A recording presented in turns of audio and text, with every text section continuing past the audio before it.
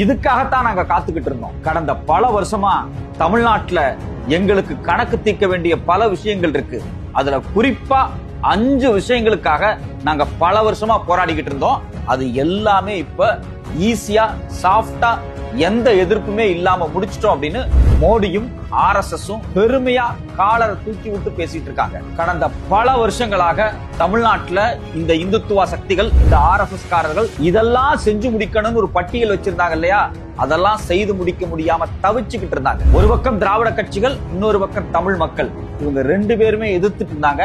ஆனா விஜய் ஆட்சி அதிகாரத்துக்கு வந்து 50 நாள்ல அந்த 5 விஷயத்தையும் நாங்க சைலண்டா முடிச்சிட்டோம் அப்படின்னு கெத்தா சொல்றாங்க. உண்மையிலேயே கடந்த பல வருஷமா RSS தமிழ்நாட்டுல செய்து முடிக்கணும்னு நினைச்சிருந்த அந்த 5 விஷயம் என்ன? அந்த 5 விஷயத்தை நீதிமன்றத்தை பயன்படுத்தியே இந்த 50 நாட்களுக்குள்ள எப்படி செய்து முடிச்சிருக்காங்க?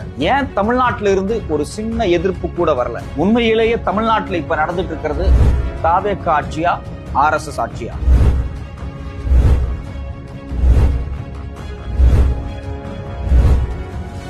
நம்ம டிவியை ஆன் பண்ண உடனே நியூஸ் சேனல்ல என்ன செய்தியை காமிச்சிட்டு இருக்காங்க? அதிமுக இருந்து தாவேகாவுக்கு MLAக்கள், முன்னாள் மந்திரிகள் எல்லாரும் வர்றாங்க அப்படிங்கிற செய்தி ஓடிக்கிட்டே இருக்கு. இன்னொரு பக்கம் பாத்தீங்க அப்படின்னா இந்த கம்யூனிஸ்ட், VCK எல்லாரும் திரும்ப திரும்ப என்னத்தை பேசுறாங்க அப்படின்னா திமுகவும் அதிமுகவும் ஒன்னா கூட்டணி வைக்க ஆரம்பிச்சது அப்படின்னு சொல்லி ஒரு கதையை திரும்ப திரும்ப பேசிக்கிட்டே இருக்கிறாங்க. இது எதுவுமே இல்லை அப்படின்னா செந்தில் பாலாஜி அவர்கள் வந்து குதிரை பேரம் பண்ணி தாவேகா MLAவை தூக்க முயற்சி பண்ணிட்டு இருக்காரு அப்படின்னு சொல்லி ஒரு கதை பேசிட்டு இருக்காங்க. சோ தமிழ்நாட்டுல டிவி சேனலை திறந்தாலே எல்லா செய்தி சேனலும் திரும்ப திரும்ப தாவேகா திமுக, தாவேகா அதிமுக அப்படின்னு பேசிக்கிட்டே இருக்காங்க. ஆனா உண்மையிலேயே தமிழ்நாட்டுல கடந்த 50 நாள்ல மிக முக்கியமா பேசப்பட்டிருக்கக்கூடிய 5 விஷயத்த நம்ம கண்ணு முன்னாடி மறைச்சிட்டாங்க. அதாவது கடந்த 40-50 வருஷமா இங்க இருக்கக்கூடிய RSSும் சரி, டெல்லியில இருக்கக்கூடிய பாஜகவும் சரி, தமிழ்நாட்டுல சில விஷயங்களை செஞ்சு முடிச்சிடணும். தமிழ்நாட்டுக்கு நமக்கு இடையில கணக்கு தீர்க்க வேண்டிய சில முக்கியமான விஷயங்கள்லாம் இருக்கு. அதை எப்படியாவது கணக்கு தீர்த்தரணும் அப்படின்னு பல நாள் முயற்சி பண்ணாங்க. சில விஷயத்த பாத்தீங்க அப்படின்னா அதிமுக பீரியட்லயே கணக்கு தீர்த்துட்டாங்க. திமுக பீரியட்ல இவங்களால கணக்கு தீர்க்க முடியல. இப்ப தாவேகா ஜெயிச்சு ஆட்சி அதிகாரத்துக்கு வந்த உடனே இனிமே நம்ம கேட்கறதுக்கு யாருமே இல்லை அப்படின்னு ரொம்ப ஜாலியா, ரொம்ப ரிலாக்ஸ்டா, ரொம்ப ரொம்ப முக்கியமான 5 விஷயத்த ரகசியமா செய்து முடிச்சுட்டாங்க. இது எல்லாமே பாத்தீங்க அப்படின்னா சாதாரணமான ஒரு செய்தியா வந்துட்டு 1 மணி நேரம் 2 மணி நேரம் ஒரு நியூஸ் கார்டாவோ இல்ல ஒரு பிரேக்கிங்காவோ வந்துட்டு போயிடும். ஒரு முழு நாள் விவாதமாக மாத்த இங்க எந்த ஊடகமே தயாரா இல்ல. எதை அப்படின்னா இந்த முக்கியமான 5 விஷயம் குறித்து. இந்த முக்கியமான 5 விஷயமே ஒரே மாதிரி ஒரே பேட்டர்ன்ல RSS தமிழ்நாட்டுல நடத்தி முடிச்சு வெற்றியை கொண்டாடிக்கிட்டு இருக்காங்க. நம்பர் 1 முதல்ல என்ன அப்படின்னா தமிழ்நாட்டுல குறிப்பா இந்த பக்ரீத் நேரத்துல மாடு வெட்டக்கூடிய சடங்கான குர்பானி இருக்கு பாத்தீங்களா, இதை கொடுக்க கூடாது, இதை தடை பண்ணணும் அப்படின்னு பல நாள் முயற்சிகள் தொடர்ச்சியா நடந்துகிட்டே இருந்தது. வட இந்தியாவில் பாத்தீங்கன்னா மாட்டுக்கறி வச்சிருந்தாங்க அப்படின்னு சொல்லி முஸ்லீம்களையும் தலித்துக்களையும் அடிக்கிறது அப்படிங்கிறது ரெகுலரா நடக்கூடிய விஷயம். பல கொலைகள் நடந்திருக்கு. இது குறித்து பத்திரிகைகள் நிறைய பதிவு பண்ணியிருக்கிறாங்க. நம்ம ஊர்ல அந்த விஷயங்கள்லாம் இல்லை அப்படிங்கிறதுனால நாம் அதை சாதாரணமா கடந்து போயிட்டு இருக்கிறோம். ஆனா தமிழ்நாட்டுல பாத்தீங்கன்னா இந்த வருஷம் பக்ரீத் அப்ப நீங்க வந்து ஸ்லாட்டர் ஹவுஸ் இருக்கு. எப்படி வட இந்தியாவில வந்து பசுவை பாதுகாக்கிறதுக்கு இடம், பசுவை வெட்டுறதுக்கு இடம் அப்படின்னு சொல்லி RSS எல்லாம் பயங்கரமா கவர்மெண்ட்டை பயன்படுத்தி, கோர்ட்டை பயன்படுத்தி பல வேலைகளை பண்ணி வச்சிருக்காங்க பாத்தீங்களா, அதே போல இங்கேயும் இந்த வருஷத்துல இருந்து ஆரம்பிச்சிருக்காங்க. அதுல என்ன நடந்திருக்கு அப்படின்னா மாட்டை வெட்டணும் அப்படின்னா இந்த குறிப்பிட்ட இடத்துலதான் வெட்டணும், நீங்க உங்க இஷ்டத்துக்கெல்லாம் எதையும் வெட்ட முடியாது அப்படின்னு சொல்லி வெளிப்படையா நீதிமன்ற உத்தரவு கொடுத்திருக்காங்க. இந்த நீதிமன்ற உத்தரவு இவ்வளவு நாள்லாம் கிடையாது. இதுக்கு முன்னாடி இந்த திமுக அரசு இருக்கிறப்பெல்லாம் இது இல்லை. ஆனா இப்ப நீதிமன்றம் கொடுத்திருக்காங்க. நான் என்ன சொல்றேன் அப்படின்னா நீதிமன்றம் தானே கொடுத்தாங்க, இதுக்கும் தாவேகா அரசுக்கும் நீங்க என்ன சம்பந்தம் அப்படின்னு நீங்க கேட்பீங்க. நான் வெளிப்படையா சொல்றேன், இந்த தாவேகா அரசு அமைஞ்சதுக்கு பிறகு RSS இந்து முன்னணியை சார்ந்த திரு சூரிய பிரசாந்த் அப்படிங்கக்கூடியவர் போய் கோர்ட்ல வழக்கு போடுறாரு. இப்படி குர்பானி கொடுக்குறாங்க, மாடை வெட்டுறாங்க, மாடு வந்து இந்துக்களுடைய புனிதமானது, அதை வந்து இப்படி பொது இடத்துலலாம் வெட்டக்கூடாது அப்படின்னு சொல்லி அவர் ஒரு வழக்கு, ஒரு பெட்டிஷனை போடுறாரு. அது கரெக்டா யார்கிட்ட போகுது அப்படின்னா GR சுவாமிநாதன் அப்படிங்கிற நீதிபதியினுடைய பெஞ்சுக்கு போகுது. அந்த வழக்கை யார் எடுத்து விசாரிக்கிறாங்க அப்படின்னா GR சுவாமிநாதனும் திரு லட்சுமி நாராயணன், இந்த 2 ஜட்ஜு தான் விசாரிக்கிறாங்க. அவங்க என்ன உத்தரவு கொடுத்திருக்காங்க அப்படின்னா ஸ்லாட்டர் ஹவுஸ்ல மட்டும்தான் வெட்டணும், வேற எங்கேயும் வெட்டக்கூடாது அப்படின்னு சொல்லி கவர்மெண்ட்டுக்கு இன்ஸ்ட்ரக்ஷன் கொடுக்குறாங்க அந்த உத்தரவினூடாக. ஆனா இந்த விஜய் அரசு என்ன பண்றாங்க அப்படின்னா, ஐயா நீங்க சொல்லிட்டீங்கல்ல, எங்களுக்கு இந்த முஸ்லிம் மக்களுடைய உரிமை, அவங்களுடைய கலாச்சாரம், பண்பாடு, இதை பத்தி எல்லாம் எங்களுக்கு எந்த கவலையும் கிடையாது, அவங்க ஓட்டு மட்டும் போட்டா போதும், அவங்க மாடு சாப்பிட்றாங்க, ஆட்டை சாப்பிட்றாங்க, எங்களுக்கு அதை பத்தி எல்லாம் கவலை கிடையாது, இந்துத்துவா என்ன நினைக்குதோ அதன்படி அவங்க வாழ்ந்தே ஆகணும் அப்படிங்கிறது போறோமா, கோர்ட்டு சொன்ன ஆர்டரை உடனே நடைமுறைப்படுத்துறோம் அப்படின்னு கடிதமே கோர்ட்டுக்கு அனுப்பிச்சிட்டாங்க. அதை நடைமுறையும் காவல்துறையை வச்சு பண்ணிட்டாங்க. இதுக்கு ரிப்ளை வேற கோர்ட்டுக்கு எழுதியிருக்கிறாங்க. இதுல என்ன விஷயம் அப்படின்னா, இது மாதிரியான ஒரு வழக்கு கோர்ட்டுக்கு வரும்போது அரசு சார்பாக ஒரு வழக்கறிஞர் போய் நின்று வாதாடி இங்க சிறுபான்மை மக்களுடைய உரிமையை பாதுகாத்திருக்கணும். ஆனா அரசு சார்பா போன வழக்கறிஞர் யாரு? அவர் உண்மையில அங்க வாதாடினாரா? ஏன் வாயை மூடிட்டு வந்தாரு? இங்கதான் RSS ஆட்டமே இருக்கு. இந்த தாவேக அரசு வந்ததுக்கு பிறகு தமிழ்நாட்டில் இருக்கக்கூடிய மிக முக்கியமான இந்த அரசு வழக்கறிஞர் பதவியில எல்லாம் RSS காரன் தான் போய் உட்கார்ந்துருக்கிறான். பெரும்பாலும் RSS தான். சோ அப்போ இங்க காலங்காலமா பெண்டிங்ல இருக்கிற இது மாதிரியான வழக்குகள் இருக்கு பாத்தீங்களா, ரொம்ப நாளா RSS காரங்க நடைமுறைப்படுத்தணும் முயற்சி பண்றதா பாத்தீங்களா, அந்த வழக்கெல்லாம் திரும்ப இன்னொரு முறை போட்டு இன்னைக்கு கோர்ட்ல வர வச்சு அந்த ஜட்ஜு முன்னாடி என்ன உத்தரவு வாங்கணுமோ அதை வாங்குறாங்க. இதை எதிர்த்து இந்த தாவேக அரசு உயர்நீதிமன்றத்துல வாதாடவே இல்லை, அப்படியே அமைதியா வந்துடுறாங்க. இப்ப வந்துட்டு விஜய் அரசு என்ன சொல்றாங்கன்னா, இல்ல நாங்க சுப்ரீம் கோர்ட்டுக்கு போறோம். எதுக்கு சுப்ரீம் கோர்ட்டு போறீங்க? அங்க போய் தமிழ்நாட்டு மக்கள் சிறுபான்மை மக்களுடைய நியாயத்தை கோர்ட்ல எடுத்து வச்சு இந்த வழக்குல நீங்க ஜெயிக்க போறீங்களா? அங்கேயும் நீங்க ஜெயிக்க மாட்டீங்க. அங்கேயும் தமிழ்நாடு சார்பா போகக்கூடிய வழக்கறிஞர்கள் அமைதியாக வேடிக்கை பார்த்துட்டு வந்துருவாங்க. கடைசியில என்ன சொல்லுவாங்க அப்படின்னா, நாங்க என்னங்க பண்ண முடியும், நீதிமன்றம் சொல்லிருச்சுங்க அப்படின்னு சொல்லி கைவிரிச்சிருவாங்க. ஆனா இதுக்கு முன்னாடி இருந்த அரசு அப்படியெல்லாம் இல்ல. நீதிமன்றம் உத்தரவு போட்டால் நீதிமன்றத்திலேயே நின்று வாதாடி தமிழ்நாட்டு மக்களுடைய நியாயத்துக்காக போராடி இருக்கிறாங்க. சில விஷயங்கள்ல நீதிமன்றம் உத்தரவு கொடுத்தும் நடைமுறைப்படுத்த முடியாதுன்னு ஸ்ட்ராங்கா நின்று இருக்கிறாங்க. அந்த வரலாறு தமிழ்நாட்டுக்கு இருக்கு. ஆனா இங்க பாத்தீங்க அப்படின்னா உடனே செஞ்சுறாங்க ஐயா அப்படின்னு சொல்லிட்டு செய்யறாங்க. ஆனா மக்கள் கேட்டா நாங்க என்னங்க பண்ண முடியும், நீதிமன்றம் சொல்லிருச்சுங்க, நாங்க மேல்முறையீடு போறோங்க அப்படின்னு சொல்லி தமிழ்நாட்டு மக்களை, குறிப்பாக விஜய்க்கு ஓட்டு போட்ட சிறுபான்மை மக்களை ஏமாத்தக்கூடிய வேலை இங்க நடக்குது. ஆனா நம்ம இதை பத்தி எல்லாம் சிந்திச்சிடக்கூடாது, இதை பத்தி எல்லாம் டிஸ்கஸ் பண்ணிடக்கூடாது, இதெல்லாம் ஒரு நாள் முழுக்க டிவியில் விவாதம் நடந்துடக்கூடாது அப்படிங்கிறதுக்காக தொடர்ச்சியா இங்க நியூஸ் எப்படி கட்டமைக்கப்படுது அப்படின்னா, எம்எல்ஏவை திருடுறாங்க, எம்எல்ஏவை விற்கிறாங்க, குதிரை பேர நடக்குது, கழுத பேர நடக்குது அப்படின்னு சொல்லி தொடர்ச்சியா ஒரு டிஸ்கஷனை இங்க ஊடகத்தை வச்சு கிரியேட் பண்ணிட்டு எதெல்லாம் நம்ம டிஸ்கஸ் பண்ணிருக்கணுமோ அதை இங்க டிஸ்கஸ் பண்ண விடாம தடுத்துக்கிட்டு இருக்காங்க. நம்பர் 2, இன்னொரு முக்கியமான விஷயம் என்ன அப்படின்னா, தமிழ்நாட்டுல முஸ்லிம் OBC இருக்கிறாங்க இல்லையா, அவங்களுக்கு 3.5% இடஒதுக்கீடு இருக்கு. கலைஞர் காலத்துல கொண்டு வந்தது. அவன் ஹிந்துவா இருப்பான், அந்த மதத்துல இருக்கக்கூடிய சிக்கல்கள் பிடிக்காம கூட இருக்கும், ஜாதி அமைப்பு அவனுக்கு பிடிக்காம இருக்கும், அவன் முஸ்லீமா மாறுவான். இல்லையா, அவனுக்கு ஜாதியில உயர்ந்த ஜாதியா கூட இருப்பான், இஸ்லாம் மதத்தினுடைய அந்த வழிபாட்டு முறையும் அந்த பக்தி முறையும் அவனுக்கு ரொம்ப பிடிச்சிருக்கு, உடனே மதம் மாறி இருப்பான். அவனுக்கு பிசியா இருக்கும்போது என்ன ரிசர்வேஷன் இந்துல இருந்துச்சோ அதே ரிசர்வேஷன் இஸ்லாமுக்கு போனாலும் கிடைக்கணும் அப்படிங்கறதுதான் கலைஞர் காலத்துல போடப்பட்ட சட்டம். அதை எப்படியாவது காலி பண்ணிடணும் அப்படின்னு ரொம்ப நாளா அவங்க நினைச்சுக்கிட்டு இருந்தாங்க. இப்ப அதை காலி பண்ணிட்டாங்க. எப்படி காலி பண்றாங்க அப்படின்னா, 2024 ரொம்ப முக்கியமான ஒரு வழக்கு வருது. தூத்துக்குடியை சார்ந்த சமீர் அப்படிங்கிறவர் அவர் மதம் மாறினதுக்கு பிறகு அவருக்கு இடஒதுக்கீடு சிக்கல்கள் வரும்போது கோர்ட் அவருக்கு இடஒதுக்கீடு கொடுக்க முடியாது அப்படிங்கிற இடத்துக்கு நகரும் போது தமிழ்நாடு அரசு சும்மா வேடிக்கையெல்லாம் பார்க்கல. அவங்க இதை ஒரு உத்தரவா போட்டு, அதாவது அரசு உத்தரவாவே ஜீவாவை போட்டு கண்டிப்பாக இஸ்லாமியர்களுக்கு OBC-யா இருக்கிறவங்களுக்கு 3.5% இடஒதுக்கீடு அப்படிங்கறத உறுதிப்படுத்துறாங்க. இந்த வழக்கை இப்ப இதே GR Swaminathan plus PB Balaji அப்படிங்கக்கூடிய நீதிபதிகளுடைய பெஞ்சுக்கு கொண்டு வந்து இன்னைக்கு பாத்தீங்க அப்படின்னா அவங்களுக்கு அந்த ரிசர்வேஷன், OBC ரிசர்வேஷன் இருக்கு பாத்தீங்களா, அது கிடைக்கிறதுக்கு ஒரு தடையை கொண்டு வந்திருக்காங்க. குறிப்பா எப்படி அப்படின்னா, புதுசா இனிமேல் மதம் மாறி வர்றாங்க பாத்தீங்களா, அவங்களுக்கெல்லாம் இது கிடையாது, ஏற்கனவே இருக்கக்கூடிய முஸ்லிம்களுக்கு கொடுக்கலாம் அப்படிங்கிற மாதிரியான ஒரு ரெஸ்ட்ரிக்ஷன்ஸை கொண்டு வர்றாங்க. நான் என்ன கேட்கிறேன், இப்ப நான் ஒரு OBC இந்து, எனக்கு என் மதம் பிடிக்கல அப்படின்னா நான் உடனே கிறிஸ்தவனா மாறலாம், இஸ்லாமியனா மாறலாம், பௌத்தனா மாறலாம், சீக்கா மாறலாம். ஆனா சமூக கட்டமைப்புல நான் ஒரு OBC தான், நான் ஒரு ஃபார்வர்டு கேஸ்ட் கிடையாது. ஃபார் எக்ஸாம்பிள், இப்ப நான் ஒரு தலிதா பிறந்திருந்தேன் அப்படின்னா நான் ஒரு தலித்து தான், நான் முஸ்லீமா மாறலாம், நான் கிறிஸ்தவரா மாறலாம், பௌத்தரா மாறலாம், பார்சியா மாறலாம், எந்த மதத்துக்கு வேணாலும் போலாம்.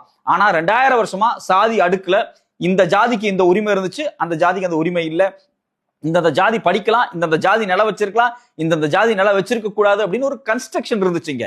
ஏற்கனவே ஒரு கட்டமைப்பு இருந்துச்சு. அந்த கட்டமைப்பால் மிதிக்கப்பட்ட நபர்கள் நாங்கள்.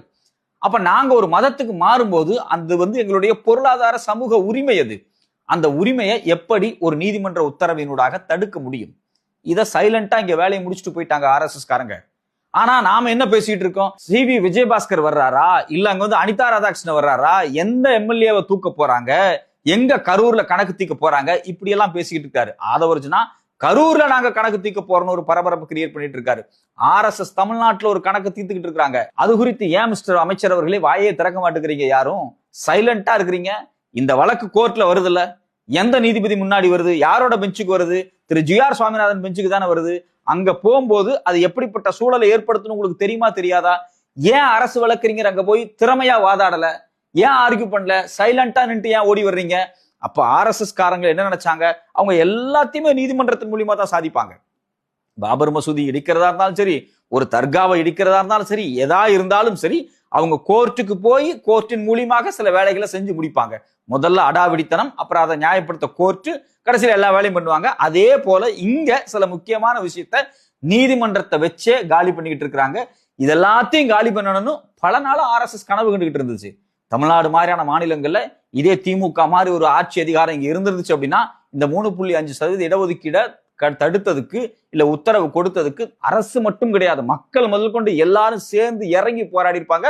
அது மாதிரியான ஒரு சூழலை உருவாக்கி இருப்பாங்க. ஆனா இங்க பாருங்க, நம்ம யாரும் போராடல, நம்ம வாயே திறக்கல, நாம அமைதியா உட்கார்ந்துட்டு இருக்கோம். குறிப்பாக முஸ்லிம் கிறிஸ்தவ மக்கள், விஜயை நம்பி ஓட்டு போட்டவங்க இதெல்லாம் வாயே திறக்கல. ஏன்னா அவங்களுக்கு இது உரிய செய்தியா போய் சேரல.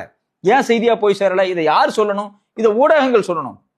குறிப்பா சேட்டலைட் சேனலை திறந்தா இஸ்லாமிய மக்களுக்கு இவ்வளவு பெரிய பாதகம் ஏற்பட்டுருச்சு அப்படின்னு தொடர்ச்சியா நியூஸ் போடணும். யாராவது போட்டாங்களா?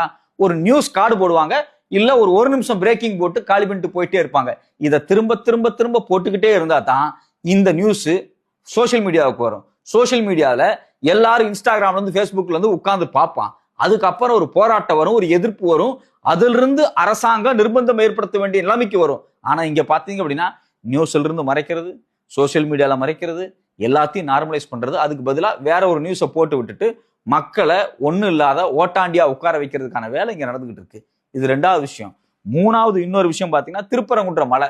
நமக்கே நல்லா தெரியும், திருப்பரங்குன்ற மலை மேல தர்கா இருக்கு, முருகன் கோயில் இருக்கு. தர்கா பக்கத்துல ஒரு தூண் இருக்கு. அது தீபம் ஏற்றக்கூடிய தூண் அப்படின்னு RSS காரங்க வழக்கு போட்டு போன வருஷம் பெரிய பிரச்சனை பண்ணாங்க. கோர்ட் யாரு? இதே நீதிபதி GR சுவாமிநாதன் அவர்கள் உடனே அங்க போய் நீங்க தீபத்தை ஏத்தணும் அப்படின்னாங்க.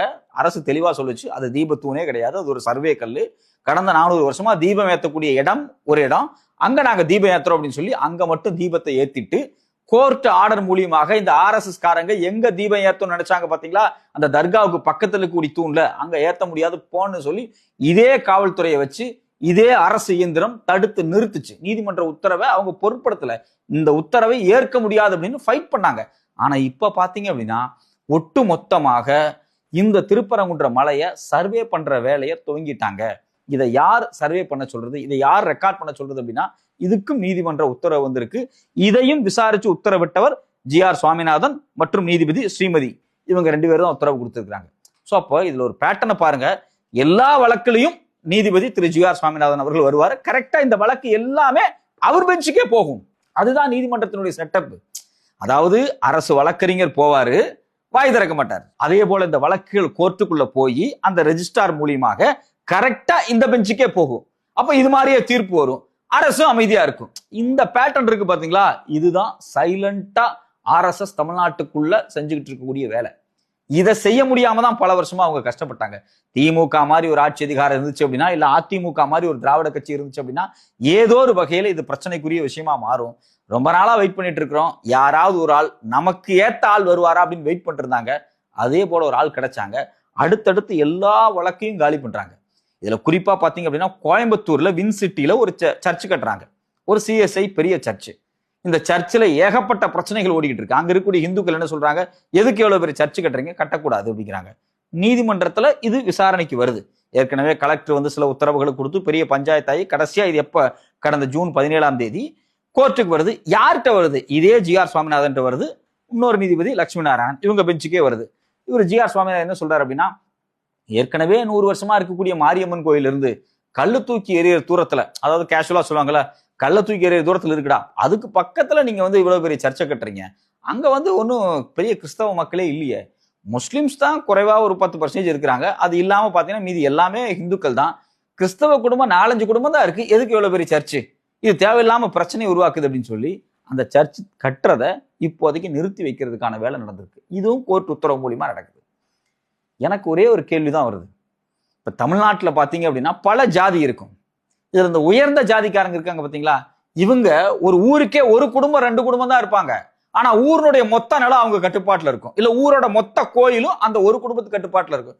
அது எப்படி 90% இந்துக்கள் இருந்தாலும் ஒரு குடும்பம் இருந்தா தான் கோயில் இருக்கும், ஒரு சில குடும்பங்கள் இருந்தா தான் மொத்த நிலம் கட்டுப்பாட்டுல இருக்கும் அப்படின்னு மோனோபொலி இந்து மதத்துல இருக்கு. ஆனா ஒரு கிறிஸ்தவர் சர்ச்சு கட்டினா மட்டும் இல்ல 4-5 குடும்பம் தான் இருக்கு, எதுக்கு இவ்வளவு பெரிய சர்ச்சு, எல்லாம் இந்துக்களா இருக்காங்க அப்படின்னு எப்படி இந்த உத்தரவு வந்துச்சுன்னே நமக்கு ரொம்ப வித்தியாசமா இருக்கு. இந்த உத்தரவை நாம விமர்சிச்சோம்னா உடனே இவங்க எல்லாம் பாத்தீங்களா நீதிமன்றத்தை அவமதித்து விட்டார்கள், நீதிமன்றத்தை எதிர்த்து பேசுறாங்க, நீதிமன்றம் கொடுத்த உத்தரவே மீறி பேசுறாங்க அப்படின்னு சொல்லி நம்ம மேலலாம் வழக்கு கூட போடுவாங்க. அது நடக்கட்டும். நான் என்ன சொல்றேன் அப்படின்னா, இந்த வழக்கு நீதிபதி இப்படி ஒரு தீர்ப்பு கொடுக்கிறாரு அப்படின்னா கோர்ட்ல போய் தமிழ்நாடு அரசு வழக்கறிஞர் என்ன பண்ணிட்டு இருந்தாரு? நீங்க இத அங்க அடிச்சு பேசி இல்லங்க ஐயா இது இப்படி மாத்தணும், இது ரொம்ப கால பிரச்சனையா இருக்கு, அங்க கிறிஸ்தவ மக்கள் வாழ்ந்துகிட்டு இருக்காங்க அப்படின்னு ஆர்கியூ பண்ண வேண்டாமா? அங்க நீதிபதி சொல்றாரு கோயம்புத்தூர் பதட்டமானது, கோயம்புத்தூர்ல வந்து பாத்தீங்க அப்படின்னா ஏற்கனவே வெடிகுண்டு எல்லாம் வெடிச்சிருக்கு, அங்க பல பிரச்சனைகள்லாம் ஓடி இருக்கு, கலவரம் எல்லாம் இருக்கு அப்படிங்கிறாரு.